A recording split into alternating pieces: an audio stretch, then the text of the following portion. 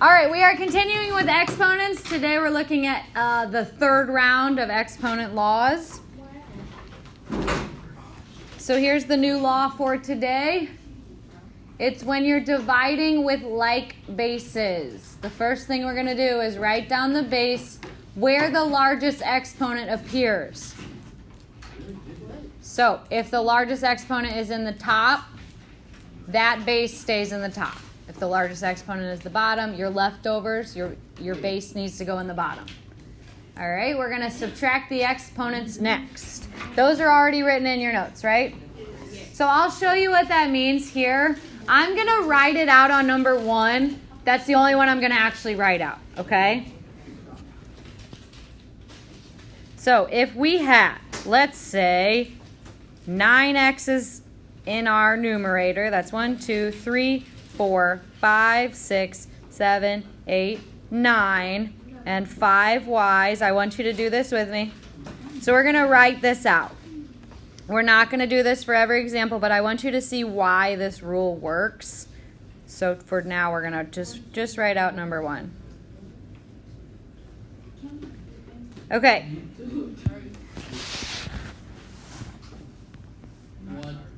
So I basically have 2 things I need to focus on. I need to focus on my x's. Then I'm going to focus on my y's. What is any number written on top of itself? What does that equal?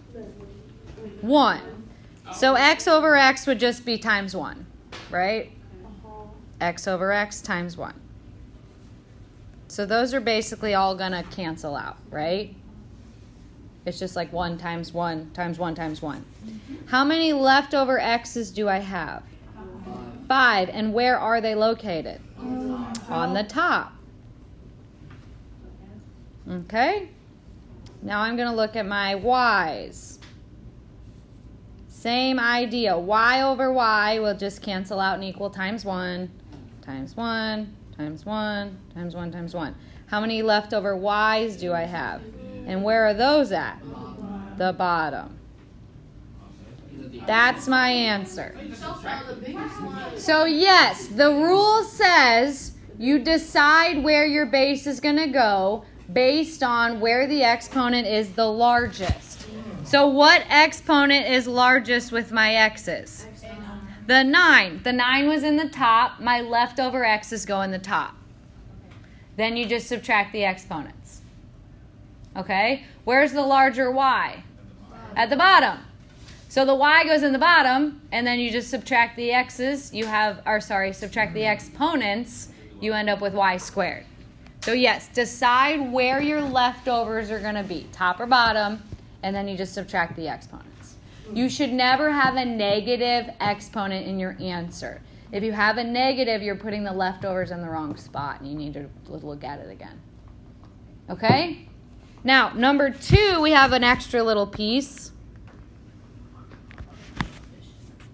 Those are basically just a regular old fraction. It's a coefficient in the numerator, a coefficient in the denominator. We can just reduce the fraction first.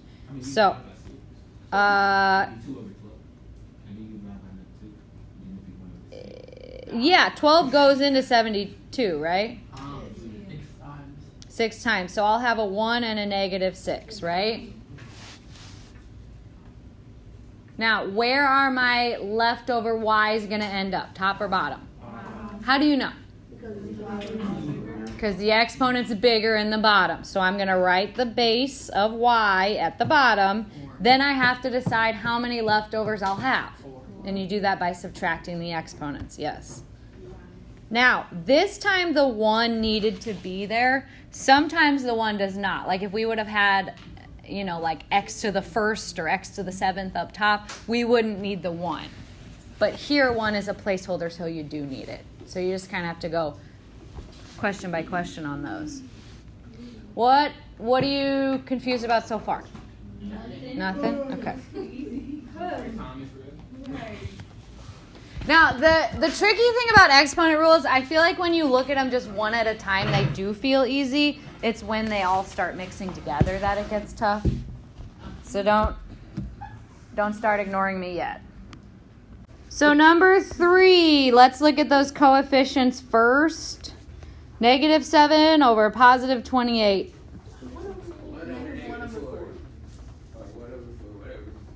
All right, 1/4, but what do I do with the negative? Keep it. Put it in the top, put it in the bottom, put it out front. It doesn't matter. Put it somewhere. Okay. So yes, that fraction, just -7 over 28, would reduce to -1/4. I might need the 1. I might get to erase it. We'll wait and see. Now, focus on your A's. What's happening with the A's? Yes, I have 1 left over, and it goes in the top. Just A. Yep. Now, what about my B's? B to the second, it goes in the top. And you just have 1 C, and it goes in the bottom. There's one thing I need to fix. You don't need the 1. So I'm going to go back and erase it. Now, if you left the 1, I wouldn't take points off. Some teachers would. I'm one of the nice guys, you know, but yeah, get rid of it. It kind of looks like, I don't know, it looks a little less sophisticated when you put the 1 there. I did not say it would look stupid. It just looks less smart. All right, number 4, what should I do?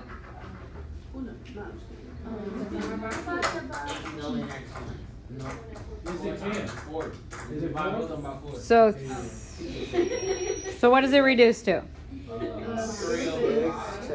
3/5. Okay. Then what? R to the first on top. It's coming. My iPad just lost signal for a second. All right. And S to the first on the bottom. Good. So don't forget, when you don't see an exponent, it's like you have a 1. And when a number or a variable to the first is your answer, you don't need to write the 1. Questions? When you don't see an exponent, it's like having a 1 as the exponent. And when you end up with an answer that has a 1 as an exponent, you don't need to write it.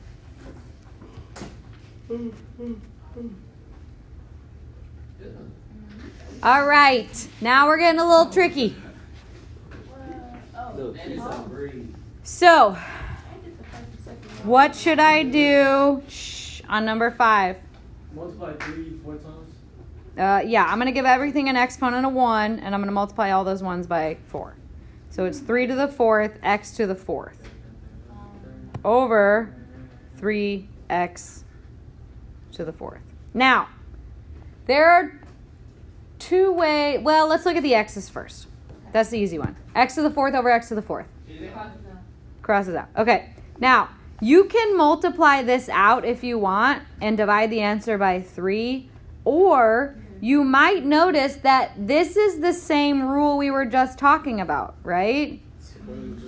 They have the same base. Subtract the exponents. You would get 3 to the 3rd in the top, which is 27.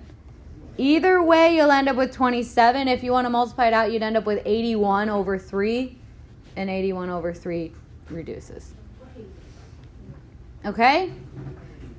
So this is a rule that we typically only use with variables, but it does work with the coefficient part as well, as long as it's the same. So in the back, what am I going to do first?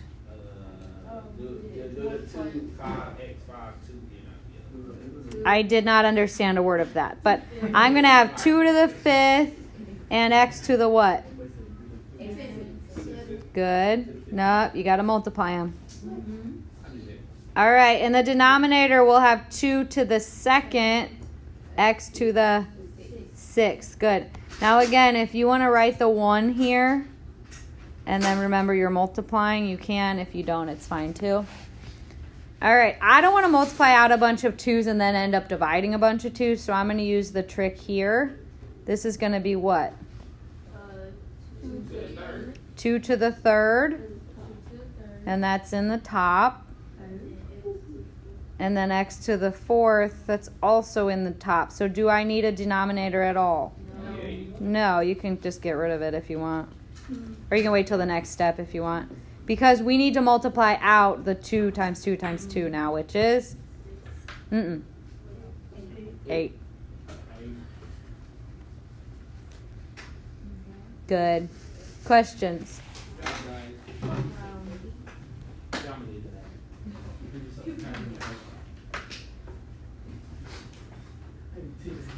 All right, here's number 7.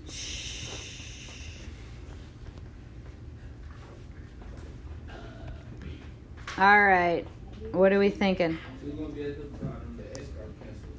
2's at the bottom. The x's go away. Y to the 3rd in the denominator. Yeah, you got to put that placeholder of 1. If you have the 1 in the denominator and that's it, you don't need to write it. But if it's in the numerator and that's the only thing left, you do. You can't just magically make it 2y to the 3rd. Yeah, the 2's did not reduce. Or it's like 1/2.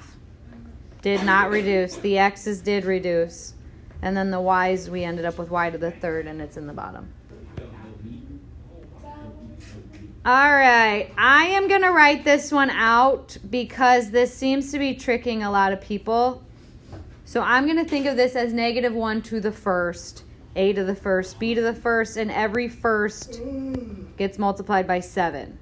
So this is -1 to the 7th, a to the 7th, b to the 7th, all over a, b to the 7th. All right. What's going to happen with the -1 to the 7th?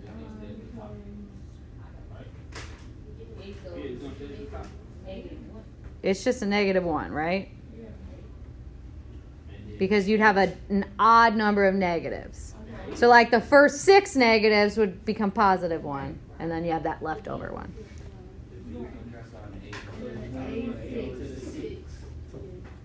Okay, so how would I write my final answer? Good. Don't put that one in parentheses because that's not the same thing. You know what I'm saying? If you want to use parentheses, they'd look like this or like this. You can't have the negative in, but I wouldn't even use them. They're not important. Questions?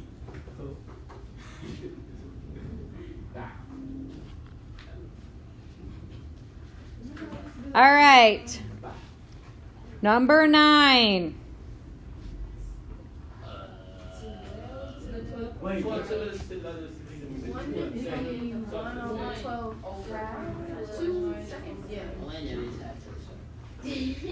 All right, I heard a lot of mumbling, but I think you all got to that same spot. It is the same base. I am not going to sit here and multiply 12 by itself 9 times.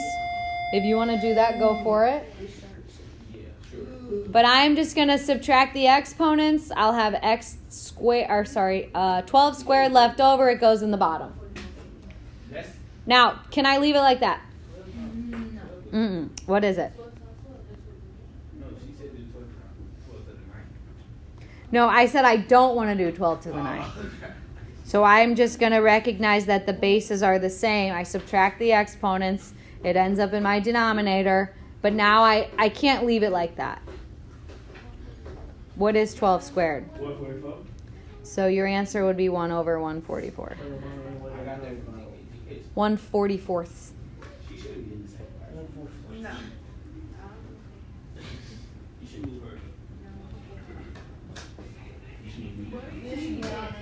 All right, number 10.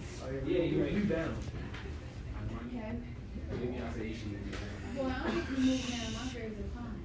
Guys, we got one more slide after this one. Let's keep it together.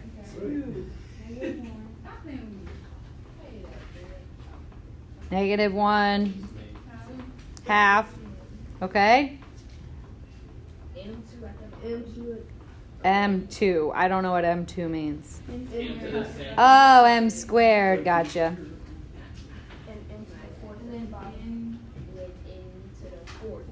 She already said. Okay. Good. Pretty straightforward on that one. What are your questions?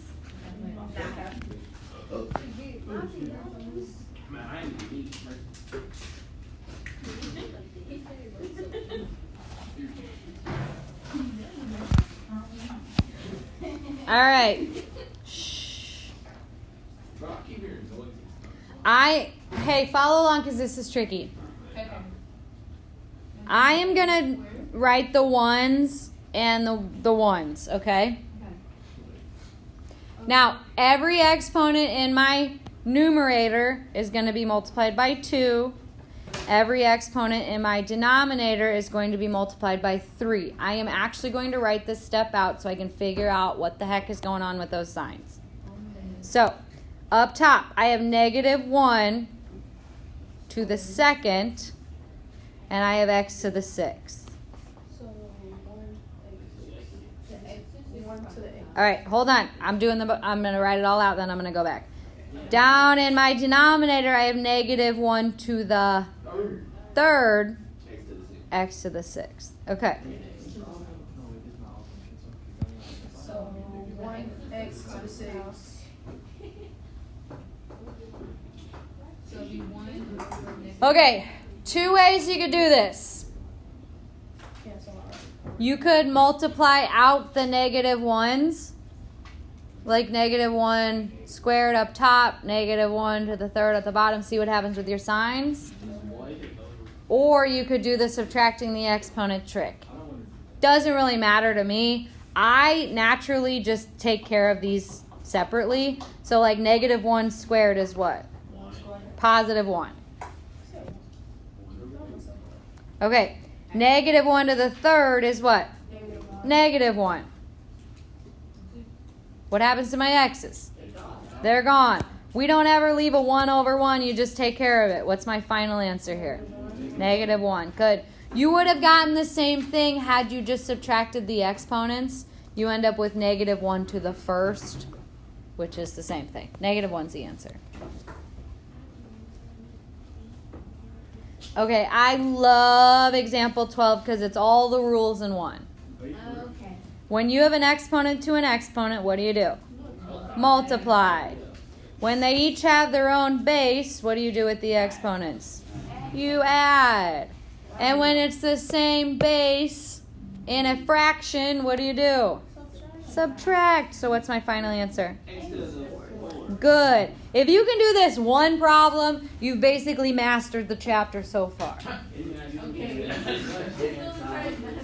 All the rules put together. Today we learned. Hey, did we tell you about how we work out? Exponent law. Today we learned. You guys did the summaries even without me? Well, we did. Oh, good. Most of us did. Right. Today we learned, Exponent law 3. let's actually describe it. Today we learned About numbers. Exponent law 3. Today we learned exponent law 3. how to what? Do exponent law 3. Exponent law 3. I would say simplify exponents That do say simplify. in... Oh, stop We it. learn how to simplify. Making mistakes. That's new. Simplify. Simplify. How's that? How she told us in the- Wow. Thanks. Okay, so today we learned to simplify exponents within fractions. That's a lot of words. Or you could say simplifying exponents when using division. Same idea. I would not say law 3 because, when you go back and study, you're going to actually memorize what's happening and not what the number of the law is.